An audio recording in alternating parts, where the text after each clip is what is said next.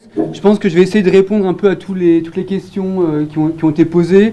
Alors bien évidemment, le but c'est pas de donner des réponses toutes faites. Ça serait tellement simple de venir avec une fiche recette en disant voilà comment il faut faire et en faisant comme ça tout ira bien. Ça serait beaucoup trop facile. Et malheureusement, ça ne prendrait pas en compte aussi le contexte local, le contexte territorial. Alors, il y a 4 parties dans mon propos. D'abord, quelques constats pour rappeler un peu pourquoi est-ce qu'on s'intéresse aujourd'hui au bien-être des enfants à l'école. Pourquoi est-ce qu'aujourd'hui, la question de la place des enfants dans l'école, on s'y intéresse. Pourquoi est-ce qu'on veut que les enfants soient bien à l'école. Et finalement, quel est aussi un peu l'état du système scolaire actuellement. Quelles sont les grandes... le bilan ou la synthèse de notre système scolaire actuel. Donc ça sera le premier point. Le deuxième, ce sera quel rythme pour optimiser les performances scolaires. On sait aujourd'hui qu'il y a des rythmes qui permettent de mieux travailler que d'autres. Le troisième point, l'enjeu et les limites des nouvelles activités périscolaires, parce que les rythmes et les nouvelles activités périscolaires, c'est pas forcément la même chose. On peut modifier les rythmes et ne pas proposer de nouvelles activités périscolaires, et on peut proposer du périscolaire tout en ne changeant pas les rythmes scolaires. Et puis enfin, je ferai une petite conclusion en essayant un peu de rappeler, peut-être d'un point de vue méthodo, ce à quoi on peut être vigilant quand on fait un travail comme celui que vous avez entrepris et qui est quand même assez rare, il faut le souligner. Alors en intro, donc la question des rythmes scolaires, c'est une question assez polémique. C'est une question assez compliquée, qui est source aussi parfois de conflits, de débats dans la société, dans les familles, dans les écoles, etc. Alors pour un certain nombre de raisons. La première, c'est que d'abord c'est une question assez récurrente. C'est pas à nouveau qu'on s'intéresse au rythme scolaire. Dès les années 60, on s'intéressait au rythme scolaire. Il y a des thèses qui ont été soutenues au début des années 80 sur les rythmes scolaires. Et puis on a comme ça un certain nombre de travaux qui sont très anciens et qui rappellent la nécessité de penser les rythmes de l'enfant et les rythmes de l'école en fonction de l'âge des enfants et de son niveau de développement. Deuxième chose importante, deuxième raison pour laquelle c'est assez polémique ce travail de repenser les rythmes, c'est que ça oblige à repenser le travail éducatif. Ça implique l'ensemble des acteurs du monde éducatif, du monde associatif, du monde socio-éducatif, du secteur de la santé, du secteur social, de l'animation. Ça implique les familles et bien sûr ça implique aussi les enfants. Et c'est pas si souvent aussi que finalement tous ces personnes-là soient amenées à discuter ensemble, à échanger ensemble et à débattre ensemble. Des éducateurs spécialisés qui travaillent avec des animateurs, qui travaillent avec des enseignants, qui travaillent avec des élus, qui travaillent avec des représentants de fédérations de parents. C'est rare que tous ces gens-là soient autour d'une table. Quand je parle de famille aussi, je ne parle pas uniquement des parents, mais ça engage aussi les grands-parents, les cousins, les neveux, les oncles, etc., etc. On est bien sur une famille élargie, recomposée, etc. Ça implique aussi tous les acteurs économiques. Cette question des rythmes. Le secteur du transport scolaire, on en a bien parlé, la question du coût des transports est quelque chose d'essentiel dans la mise en place des rythmes scolaires. La question du tourisme, on a tout à l'heure un peu parlé, on se disait, mais finalement, qui peut se faire entendre dans les instances nationales ou du ministère pour modifier ou pas les rythmes ?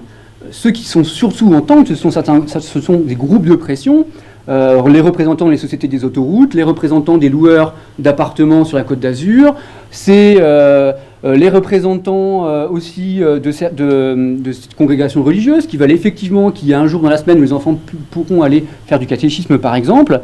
Ça engage aussi la question de la restauration, la question des artisans par exemple aussi, parce qu'ils peuvent aussi avoir un rôle à jouer. C'est aussi les services municipaux. Qui sort la poubelle le matin si on travaille un jour de plus ? Qui va venir faire le ménage dans l'école, etc. etc. Donc ça oblige les acteurs de l'éducation, qu'ils soient de l'école, des collectivités locales, du secteur social, de l'éducation populaire, à travailler ensemble.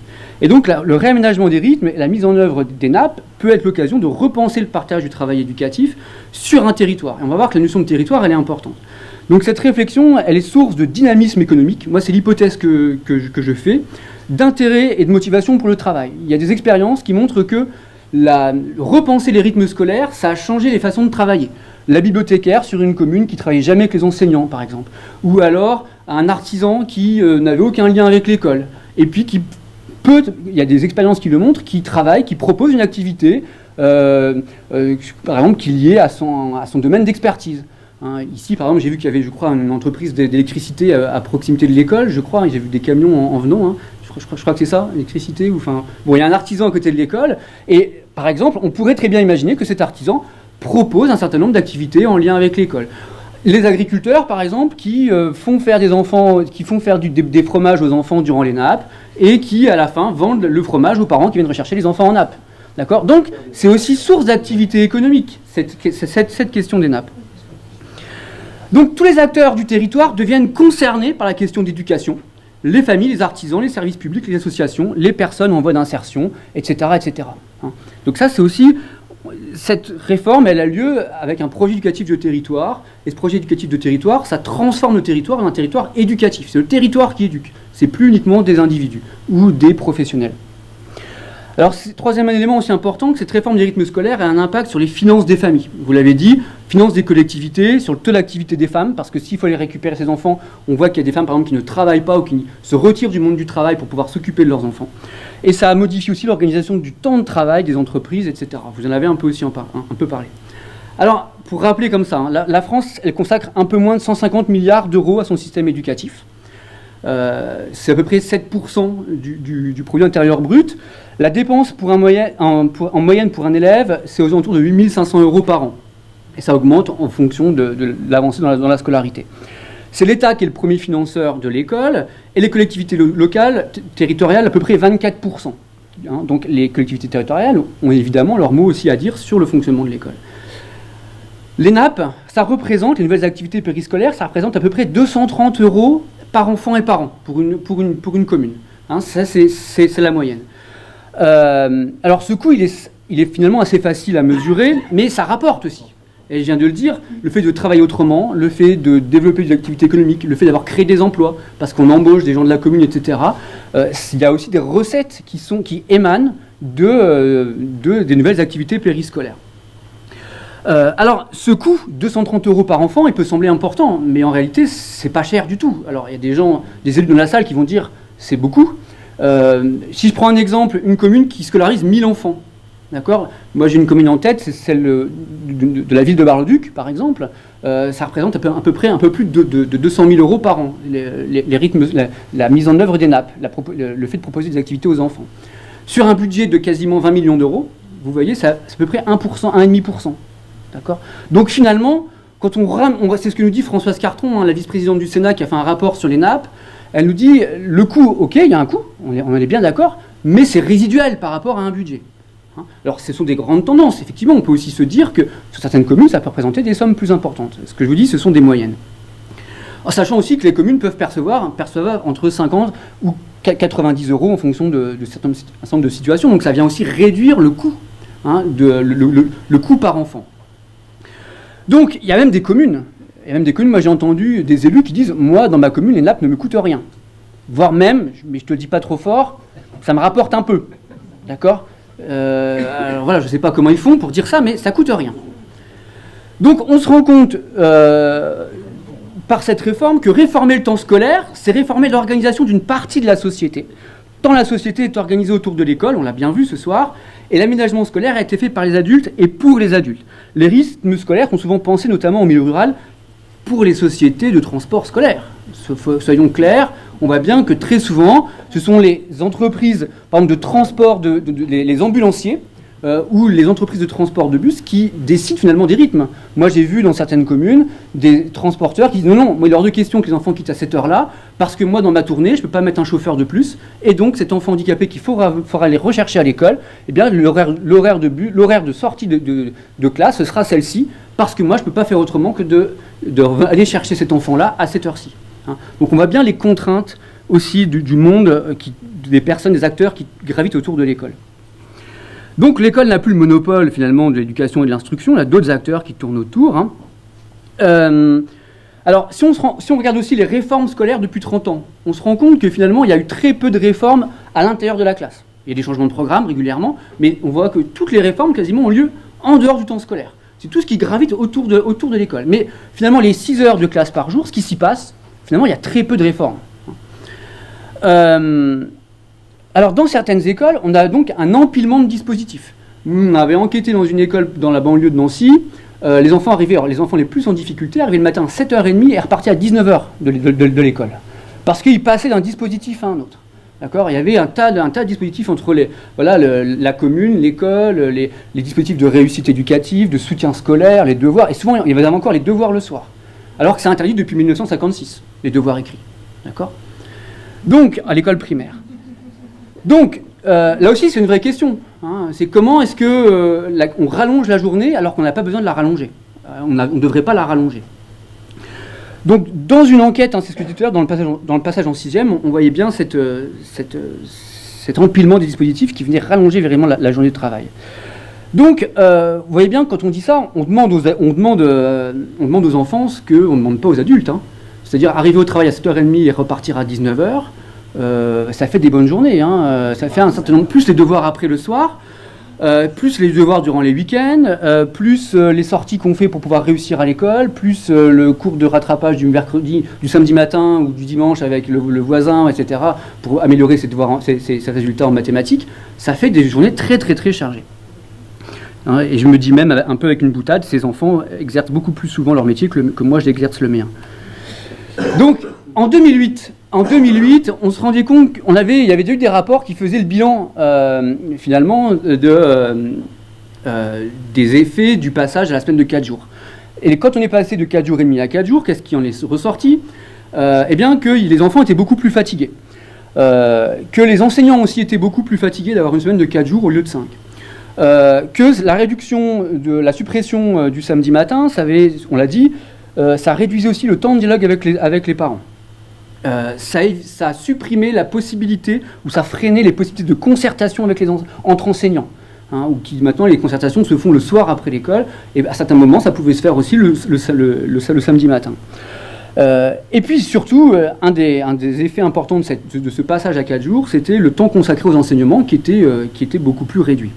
Bon. Donc, le passage à 4 jours, vous voyez, quand on en a fait l'évaluation, c'était assez négatif. Alors,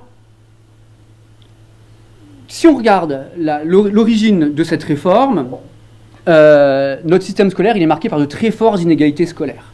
D'accord ? Notre système scolaire, il est marqué par, finalement, il y a une reproduction sociale très très forte. Si on veut réussir dans le système, quand on a un enfant, si on veut avoir le plus de chances possible de réussir, il faut être issu de milieu social favorisé.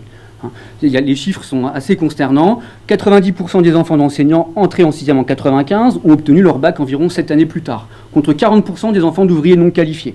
D'accord ? Les écarts sont encore plus importants pour les filières dites d'excellence. 40% des enfants de cadres supérieurs obtiennent un bac S, contre moins de 5% des enfants d'ouvriers non qualifiés. Ça, c'est notre système scolaire actuel. Un fils de cadre a 40 fois plus de chances d'entrer à l'université qu'un enfant d'ouvrier. Quand je dis ça, c'était dans les années 60. Un fils de cadre a 40 fois plus de chances d'entrer à l'université qu'un enfant d'ouvrier. Quand on regarde l'évolution, on se rend compte que ça a très très peu évolué. D'accord ? Et depuis 40 ans, les inégalités au sein de l'école reproduit un certain nombre d'inégalités, hein, et même certaines inégalités s'accentuent. Ces inégalités, elles ont lieu dès l'école maternelle. Ça, il faut bien le comprendre. Dès l'école maternelle, il y a des écarts de réussite entre les enfants, en fonction de leur origine sociale. Je vais peut-être vous passer un peu toute cette histoire, on n'a peut-être pas trop le temps, mais vous voyez bien que l'origine sociale, c'est aussi ce qui fait que l'enfant, il vient avec un langage, il vient avec des manières de penser, avec des codes, avec une culture, avec des prédispositions qui sont proches de celles qui sont valorisées par l'école. Donc quand il arrive à l'école, il est dans son bain, finalement, familial, et il va continuer vers une continuité entre ce qu'il vit dans la famille et ce qu'il vit à l'école. Alors que ceux pour qui il y a un écart important, c'est un choc parce qu'on saute finalement dans un bain d'une autre température et il faut un peu de temps pour s'y faire. Parfois on s'y fait pas du tout. Donc tout cet ensemble de facteurs qui font qu'on se sent à sa place ou déplacé à l'école, font que effectivement on réussit beaucoup mieux quand on est d'origine sociale favorisée. Alors ça se joue aussi de manière très très fine, hein, par exemple les métiers qui sont présentés dans les ouvrages de littérature jeunesse, etc.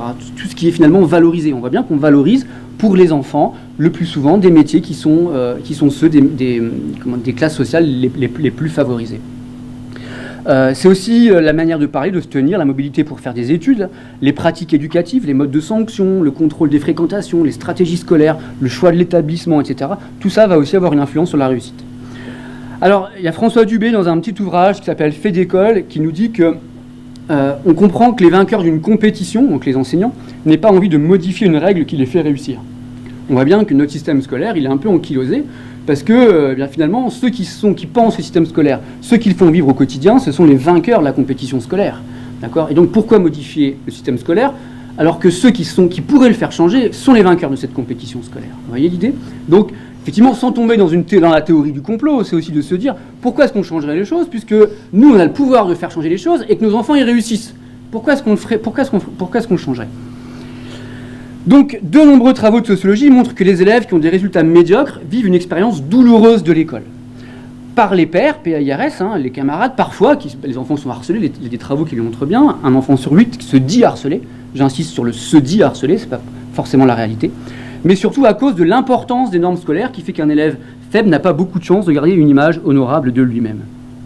D'où un sentiment de mépris ressenti par ces élèves, et ces élèves ne seront évalués qu'au regard de ses résultats scolaires et non à l'aune d'autres qualités ou vertus nécessaires pour trouver leur place dans la société. La persévérance, le sérieux, l'esprit d'équipe, l'esprit d'initiative, etc. Des vertus qu'on va pouvoir développer dans les nouvelles activités périscolaires. Je vais peut-être avoir le temps d'en parler.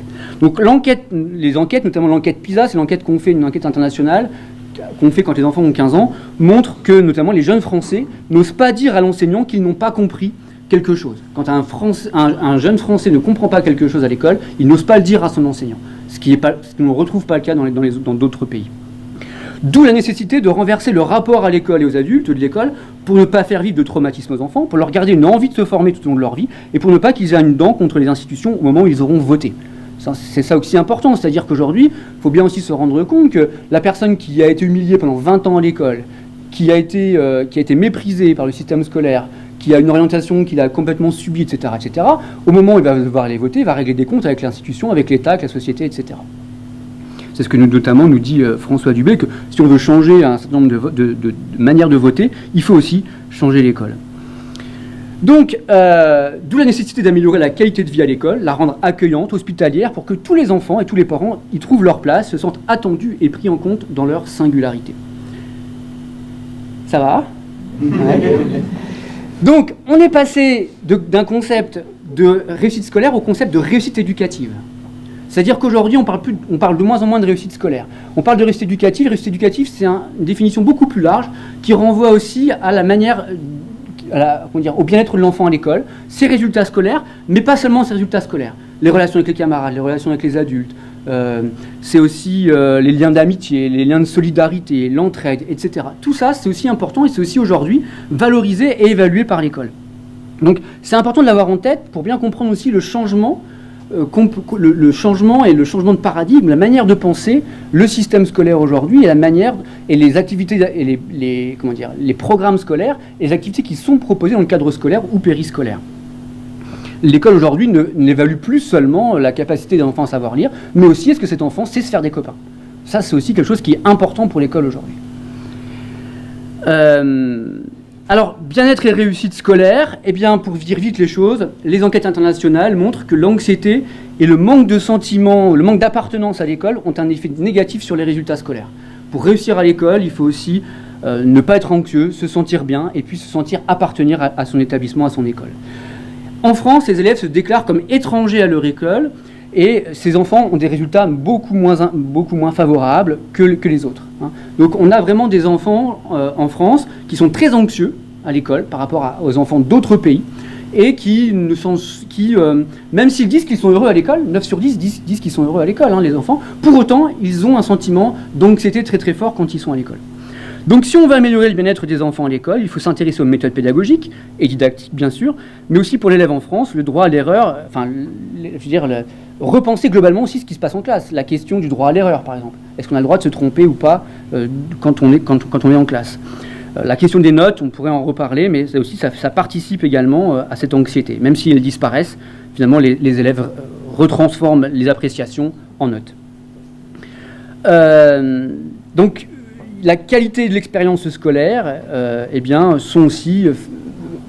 ont un lien, en tout cas font varier le niveau de réussite des élèves. Donc il y a des stratégies pour améliorer le climat scolaire Et donc, ces stratégies-là doivent se mettre en place dans le quotidien de l'école, par des petites choses. Voilà. C'est pas uniquement des grandes réformes, mais c'est des toutes petites choses. Le fait que les toilettes soient propres, par exemple, c'est super important. Parce qu'effectivement, quand on interroge les élèves, on se rend compte qu'il y a des élèves aujourd'hui qui ont de gros problèmes de santé parce qu'ils ne vont plus aux toilettes parce que les toilettes sont sales. Et ça occasionne chez eux des gros problèmes de santé. On a des enfants qui ne mangent pas parce qu'ils trouvent que les couteaux ne sont pas propres. Ou les fourchettes ne sont pas propres quand ils vont à la cantine. Et donc, les enfants préfèrent ne pas manger. Donc, etc. Donc, on a comme ça un tas de toutes petites choses qui sont faisables et qui peuvent permettre finalement, sans repenser complètement le système scolaire, d'améliorer le quotidien à l'école. Écouter un enfant qui pose une question, se mettre à sa hauteur pour lui répondre. Qui connaissent le nom des adultes de l'ensemble de l'école, par exemple. Qui, quand ils rencontrent un adulte, qu'ils sachent qui est cet adulte, etc. etc. Donc, face à tous ces constats, donc on a eu cette loi de refondation de l'école en 2013, parce que pour essayer de repenser finalement l'expérience scolaire des élèves, tenter d'améliorer la réussite de tous, et aussi parce qu'on était le pays qui envoyait le moins de journées possible, le moins de journées par an, ses enfants à l'école. 144 jours par an contre 187 en moyenne dans les autres pays en Europe. Donc avant cette réforme de refondation des rythmes scolaires, les enfants allaient à l'école, vous voyez, 43 jours de moins que les autres élèves dans les autres pays. Et nos résultats scolaires, en tout cas les résultats aux évaluations internationales en France, ne sont pas forcément très très bonnes. Donc, la modification des rythmes scolaires, ça va donc être un des dispositifs de cette réforme pour tenter de faire en sorte que tous les enfants réussissent. Ça va toujours ? Alors, quel rythme pour optimiser les performances des enfants ? Alors, de manière générale, on va voir que moins il y a de changements dans la semaine, dans l'année, plus c'est propice aux enfants. C'est-à-dire que c'est ce qu'on va appeler notamment l'effet yo-yo. Le fait qu'il y ait une régularité sur l'ensemble de la semaine, sur l'ensemble de l'année, le fait que finalement il y ait le moins de coupures possible dans le rythme de l'enfant, ça va lui être favorable. Pour dire un peu autrement encore les choses, le rythme le plus efficace, ne me regardez pas, ne me fusillez pas, hein, le rythme le plus efficace, ce serait de travailler 2 heures par jour tous les jours de l'année. 7 jours sur 7, 365 jours sur 365, mais 1h30, 2 heures, pas plus. Voilà, de 10h à midi. C'est ça, ce serait ça le rythme le plus efficace pour les enfants, ce serait celui-là. Alors on va voir un peu plus en détail. Donc,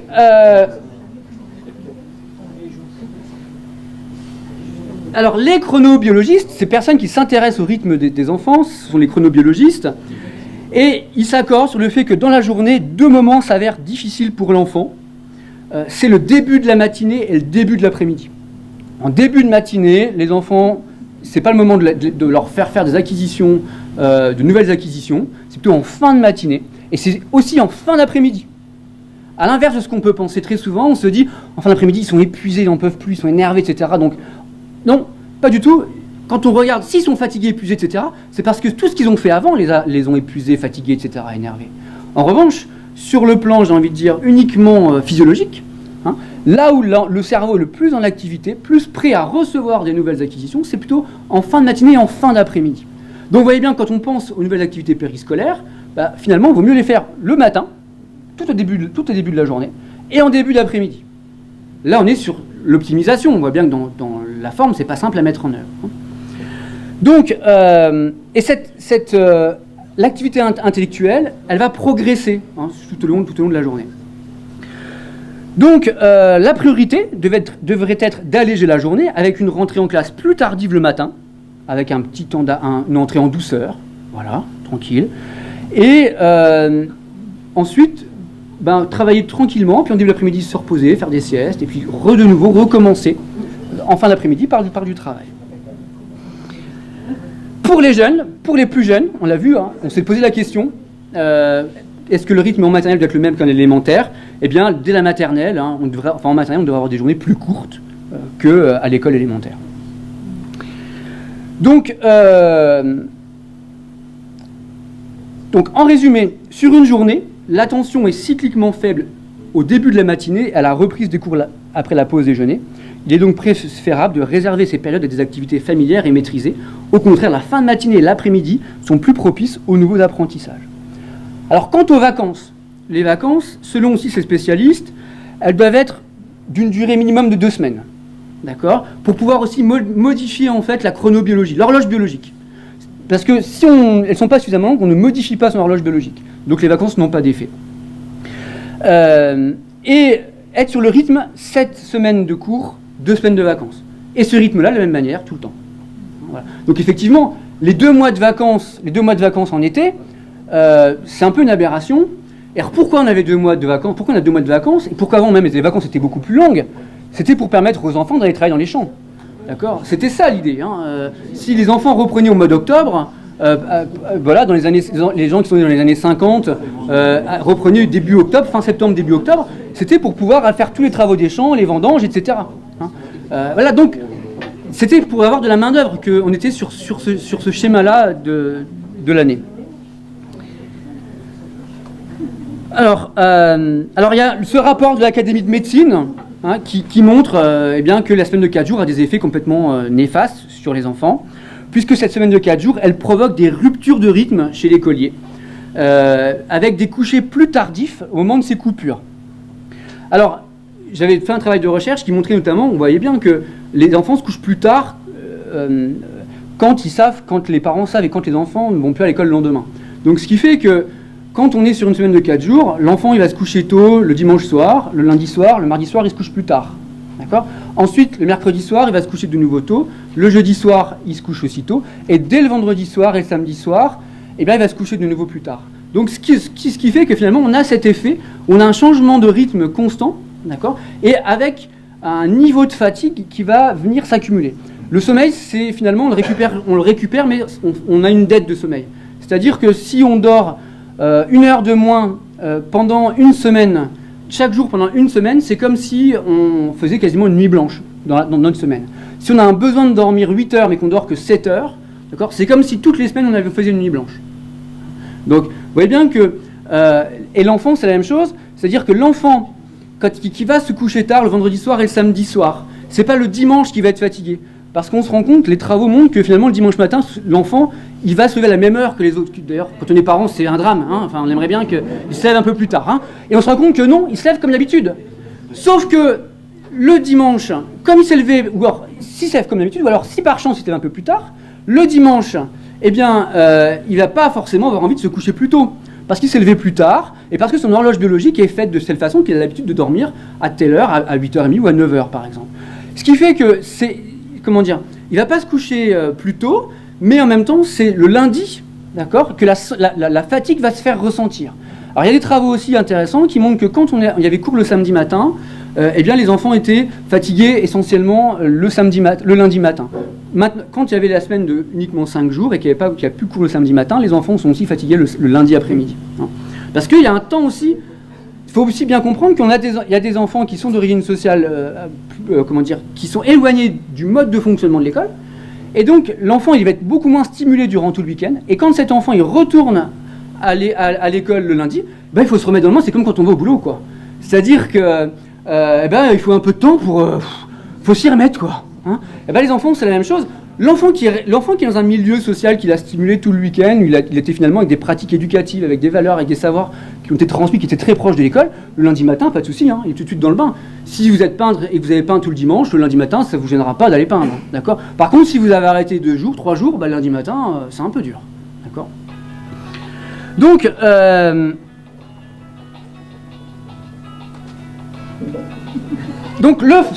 le sommeil, comment ça fonctionne ?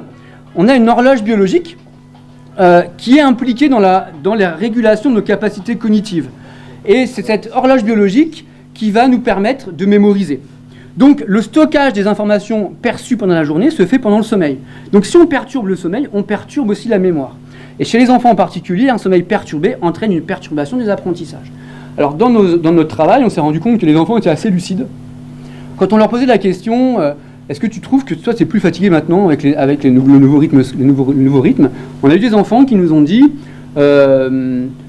Bah non, les parents, les adultes, ils nous disent qu'on est plus fatigué, mais on n'est pas plus fatigué à cause des nouvelles activités périscolaires. Si on est beaucoup plus fatigué, c'est parce qu'on s'est couché tard le samedi soir. Ou si on est fatigué, c'est parce que mes parents sont en train de divorcer et est-ce que ça, je m'en fais des soucis. Ou alors si je suis fatigué, c'est parce que j'ai été réveillé par mon petit frère.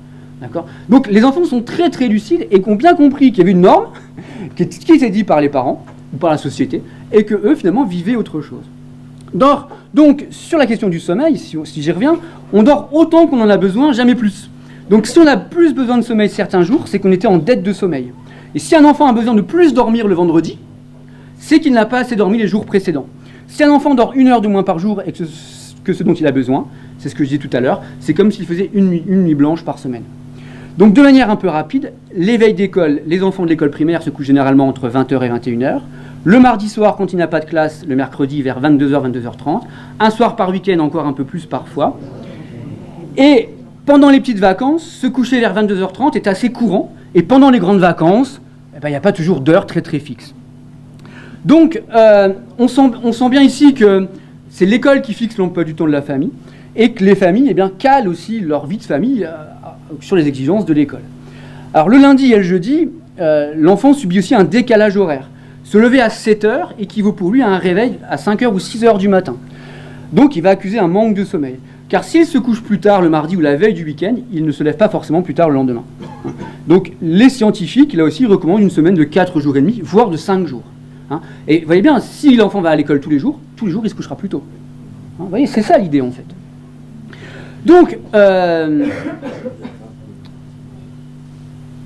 Donc pour Françoise Testu, qui a notamment développe beaucoup ses travaux, l'alternance 2 jours de repos, samedi-dimanche, 2 jours de classe, lundi-mardi, 1 jour de repos, mercredi, 2 jours de classe, jeudi-vendredi, agit comme un effet yo-yo très très nuisible, puisque ça occasionne des troubles en termes de comportement et des baisses de performance scolaire.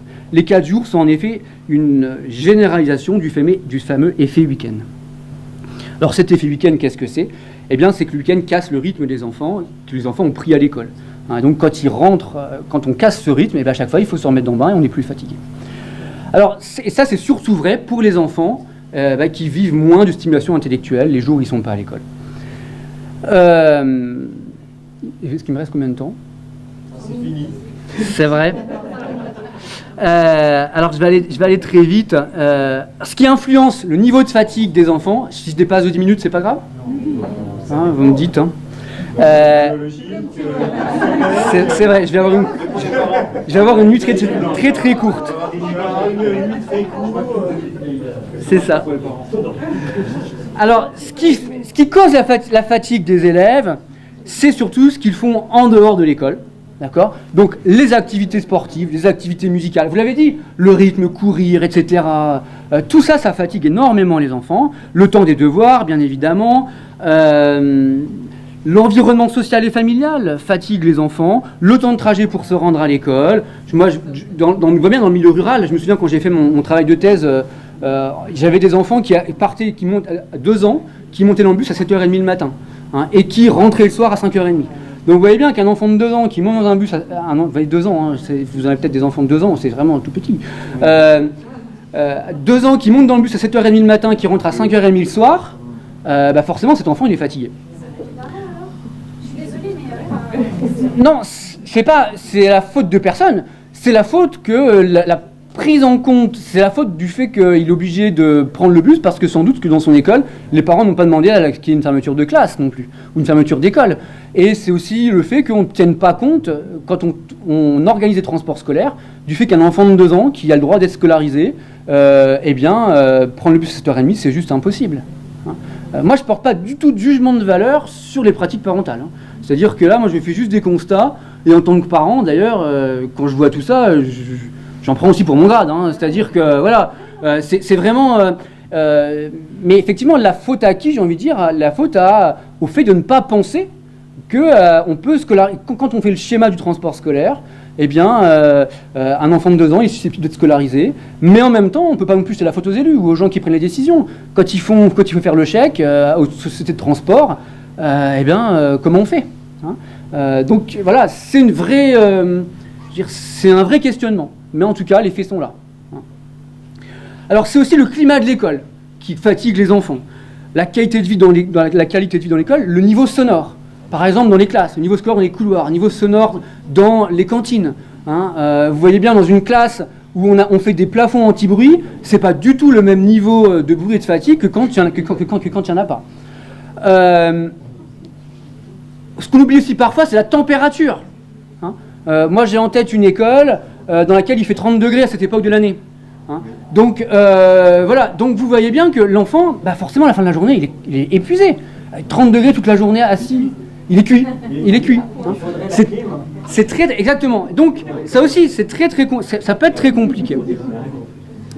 C'est aussi, bien sûr, ça peut être des aspects plus physiologiques, physiques, la manière de s'asseoir. Est-ce qu'il a une table et des chaises qui sont adaptées à sa taille, par exemple. C'est le temps de marche pour aller, ou le poids du sac pour aller faire du sport. Tous ces éléments-là qui viennent fatiguer l'enfant.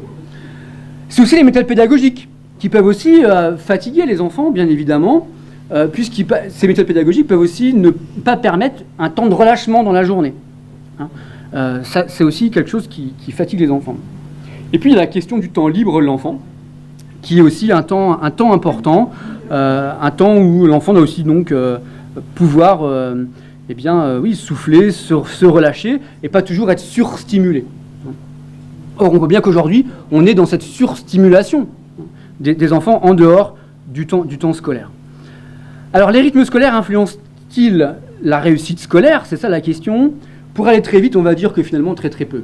C'est-à-dire que le temps des rythmes scolaires en tant que tel, tout à l'heure, je vous ai dit que ce qui expliquait essentiellement la réussite scolaire, c'est l'origine sociale des élèves. D'accord? Donc, finalement, le rythme scolaire, ça va avoir un impact, ça va avoir une influence sur les enfants qui sont les plus en difficulté, d'accord? C'est quand même déjà important, les plus en difficulté et qui veulent aller à l'école, qui ne sont pas dans une logique de refus d'école. C'est pour eux, finalement, que cette réforme des rythmes scolaires va être le plus efficace. Mais pour 80% des élèves, voire même un peu plus, la modification des rythmes scolaires ne va pas modifier directement les performances scolaires. Pour autant, il faut être vigilant avec ces résultats, puisqu'on n'a pas forcément d'études longitudinales. Et ce qui serait intéressant, c'est de voir si la durée sur plusieurs années, ou sur une scolarité complète, si effectivement ça modifie quand même les performances scolaires. Parce que ce qui va être modifié, c'est le rapport aux adultes, le rapport à l'école, le rapport au savoir. Il y a des compétences aussi qui vont être développées durant les activités les activités périscolaires proposées. Donc par conséquent, on peut aussi imaginer que même si ça ne se décline pas à très court terme en matière de réussite scolaire, on peut y avoir des effets à plus long terme.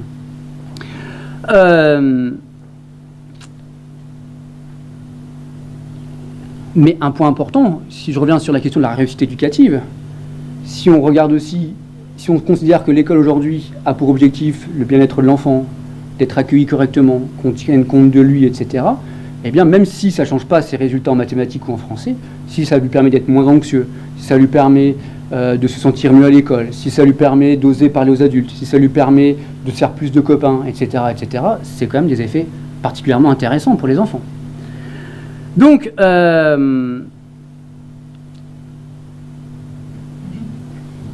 voilà, je vais me dépêcher un peu, parce que tout ça, voilà, j'ai dépassé. Alors, ce qui est important sur le plan pédagogique, en matière de méthode pédagogique, c'est la gestion du temps. Vous savez que ce qui permet de faire réussir les enfants en classe, c'est la maximisation du temps d'apprentissage. Donc là, la gestion du temps et des rythmes, c'est aussi finalement le temps et l'organisation du temps à l'intérieur de la classe. Donc il faut à la fois qu'il y ait des temps de relâchement, mais il faut aussi en même temps que finalement il n'y ait pas de temps de perdu au moment où les enfants apprennent. Le temps de perdu, c'est l'élève qui ne sait pas où ce qu'il a fait de son manuel, ou alors on va faire des maths, il faut traverser 2 salles de classe pour aller chercher le manuel parce qu'on n'a pas d'armoire dans la classe pour aller chercher le manuel. Vous voyez, ce genre de choses, ça va faire beaucoup de temps. Ça va faire perdre beaucoup de temps. Et ça, c'est néfaste pour les apprentissages scolaires. Donc la gestion des temps, c'est l'organisation générale de la journée, de la semaine, de l'année, mais c'est aussi ce qui se passe, l'organisation du temps en classe. Comment est-ce qu'on pense le temps en classe? Alors, j'ai exposé mon temps, j'en suis désolé. Les enjeux de l'intérêt et les limites des nappes. Moi, j'y vois des enjeux de réussite importants, des nouvelles activités périscolaires. Il y a des enjeux pour la société en général, il y a des enjeux de réussite, il y a des enjeux de santé. Aujourd'hui, on se rend compte qu'il y a des enfants qui sont très sédentaires, des questions d'obésité, etc. Et donc, une nouvelle activité périscolaire, ça permet aux enfants de faire du sport.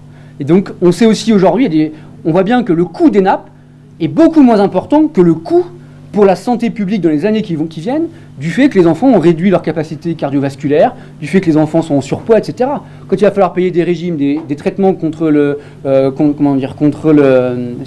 cholestérol, contre le diabète, etc., ou parce qu'ils vont se casser facilement des os, etc., parce qu'ils sont en surpoids, ou parce qu'ils n'arrivent plus à courir, parce que comme on pouvait le faire il y a quelques dizaines d'années, ça va avoir un coût aussi très très important pour la société. Donc il y a un enjeu de santé avec les nappes qui, moi, me semble aujourd'hui assez important.